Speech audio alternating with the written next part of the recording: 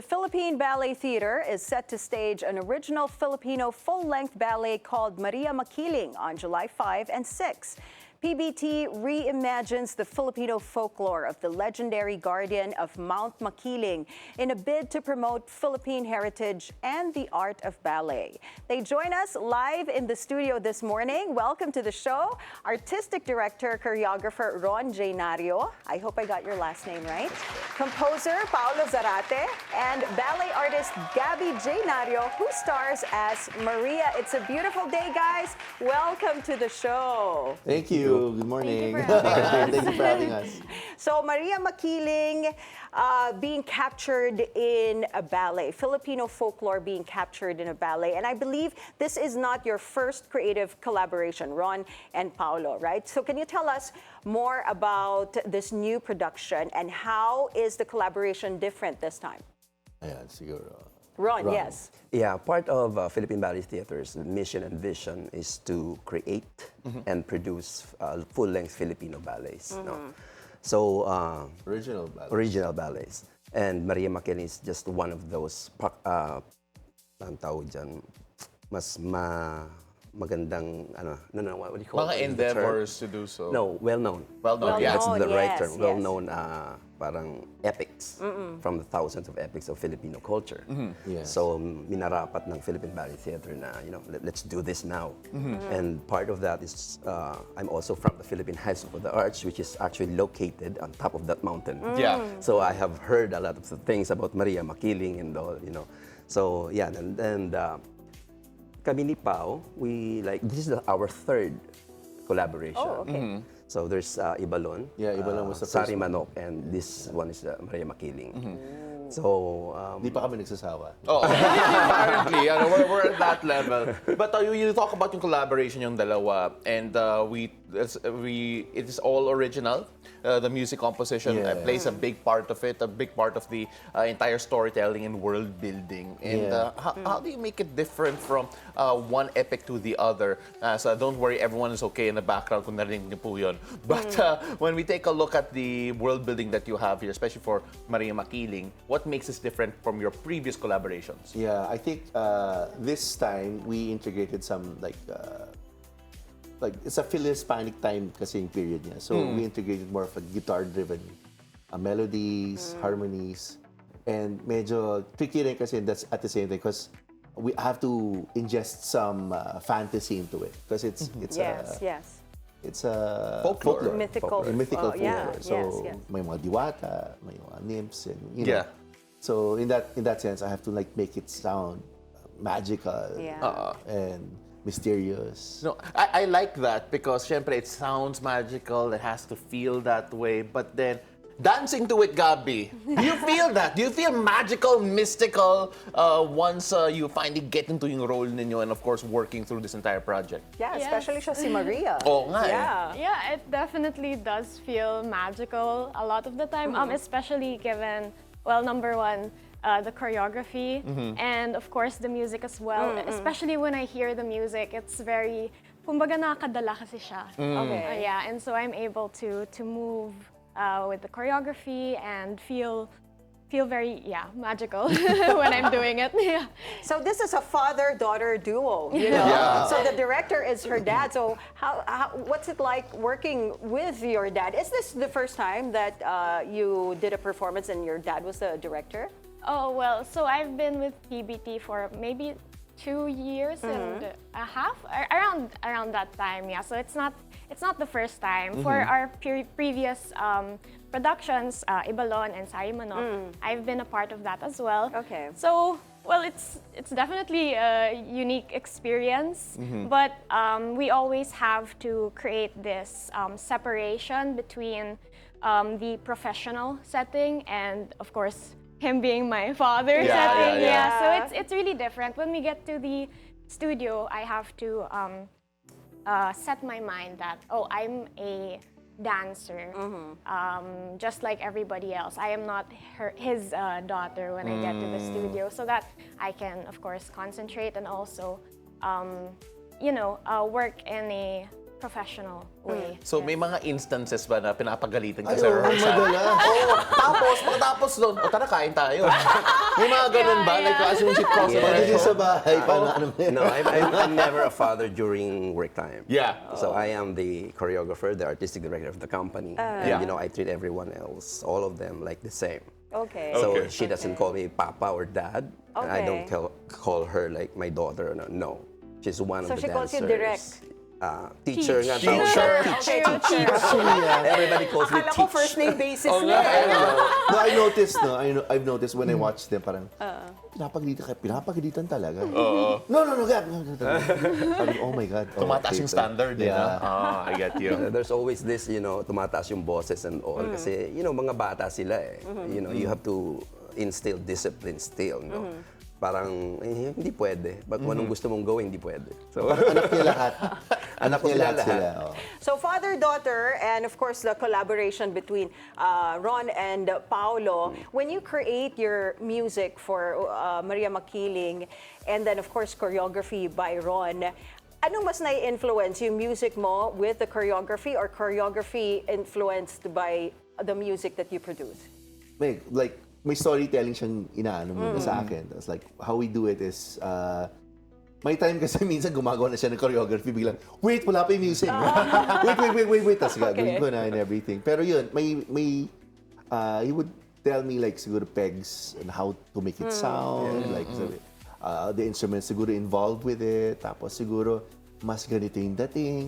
He would explain naman. Tapos, ito ba, okay ba to? Tapos I would throw in some music. Oh yeah, pwede yan. We could do that. Yeah, Or can we change? Ganyan. I Pwede give na. him the freedom eh. Yeah. Kasi hindi ako yung, no, I don't like that, blah, blah, Yeah. blah. This, no. I give the idea, and then bahala ka sa buhay mo, no, gawin mo. Yun ang gusto ko dito. Yeah. Kasi like, when I'm doing corporate stuff, baliktad naman. Like, like I do commercials, di ba? When I do Yes, commercials, hindi ako yung boss eh. Yung boss ko Yung yung kliyente. client. Yeah, At the end of the day, client. Yes. maski na gaano kaganda yung gawa mo, at the end of the day, pangit pa rin sa kliyente, pangit yan.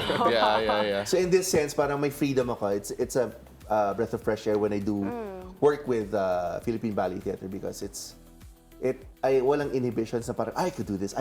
Parang, Right. pero parang outside the box. I So, think outside parang the box. nagiging playground siya para Yes, sa exactly. that's Doon nice. lumalabas sa pagiging artist niya. Actually, totoo. Importante yun. Totoo. Because you need that freedom, that creative space, Yeah. diba? To be Yeah. able to express really what goes on in Yeah. your head when you're creating Yeah. the music. Ron, you mentioned it a while ago na Maria Makiling is special to you in particular because you actually lived there for around 4 years, give or take, Yeah.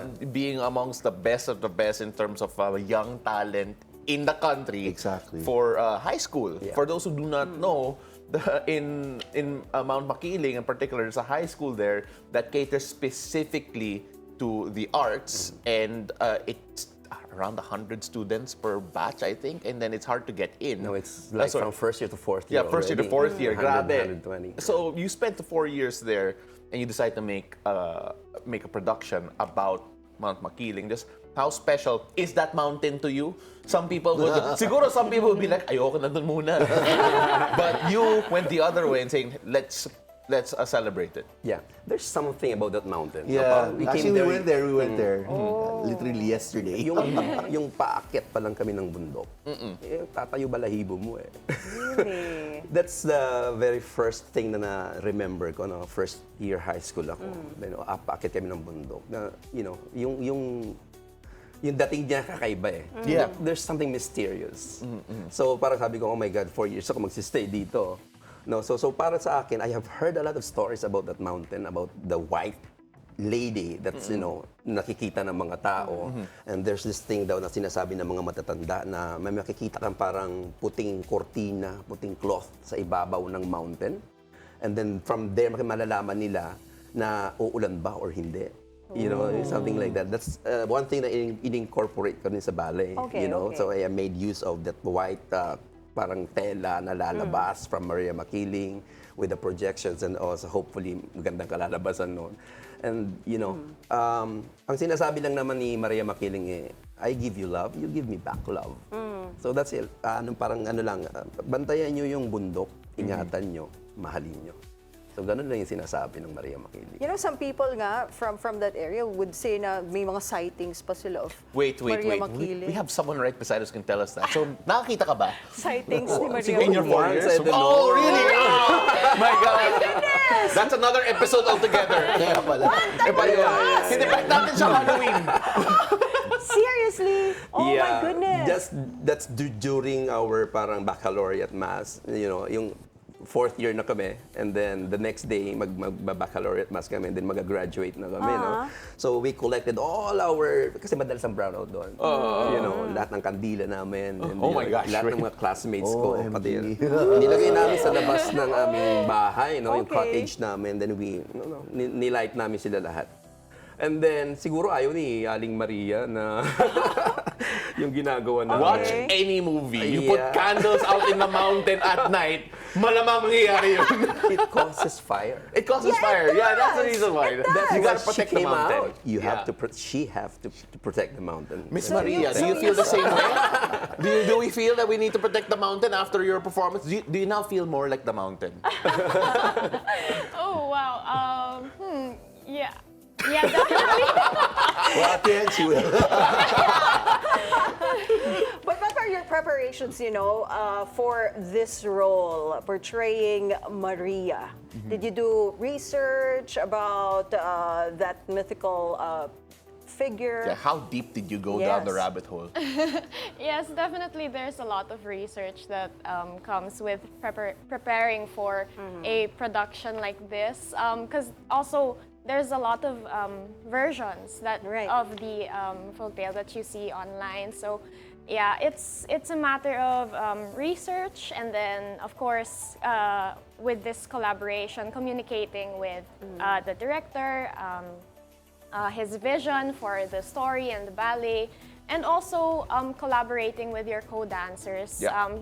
talking about how you interpret the story, and then how we can show the story through our movements without saying anything. I think actually that's the biggest challenge as well when it comes to dance, telling a story through your movements only. Yeah, especially there is a dramatic point there Yeah. where Maria experiences loss, betrayal, Yes. Yes. sadness, right? So showing that without saying anything, diba, just through dance, that is already very challenging. Not very. just for Maria, tuloy tawag ko sa kanya. Not for Maria. Gabbie as Maria, but also in terms of choreography and the music, music. diba? Yes, yes. Heighten mo yung Yes. emotion na yun, right? Come to think of it, like, we've done this the third time, no?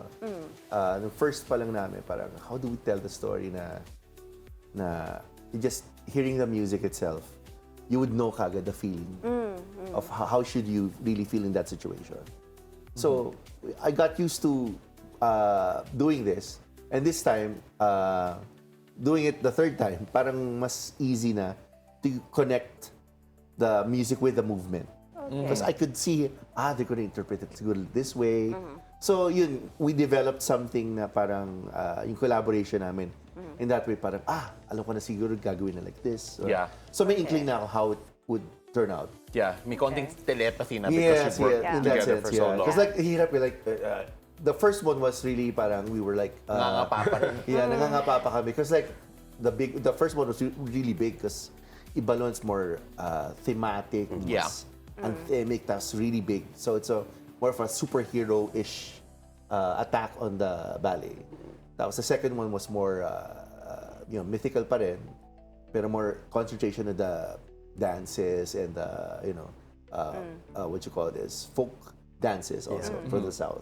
All right. And this time is more mystical. So Yeah. So, Ron, we're gonna ask Gabbie here to give us a bit of a. We're gonna give us a bit of a taste of what to expect Yes. when it comes to this particular production. But as she gets set, could you please invite our viewers to go catch Maria Makiling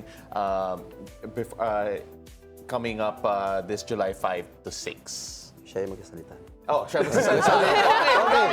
Gabbie, kindly come to your mark, and then we'll, but I'll do it instead of while she gets set. So the Philippine Ballet Theater presents Maria Makiling. That'll be on July 5 to 6. And for a little taste of that particular production, we have here Gabbie Jaynario for a bit of that taste.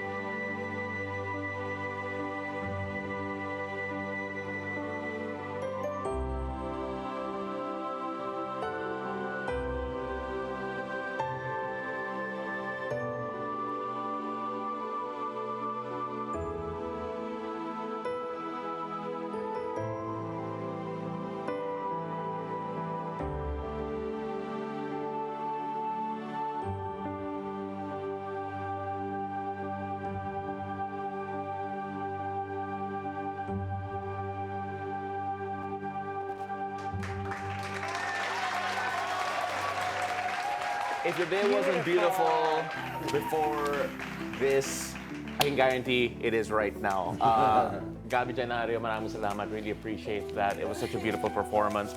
Can you invite all our viewers to go catch Maria Makiling? Yeah, so we invite you all to watch Philippine Ballet Theater's Maria Makiling on July 5.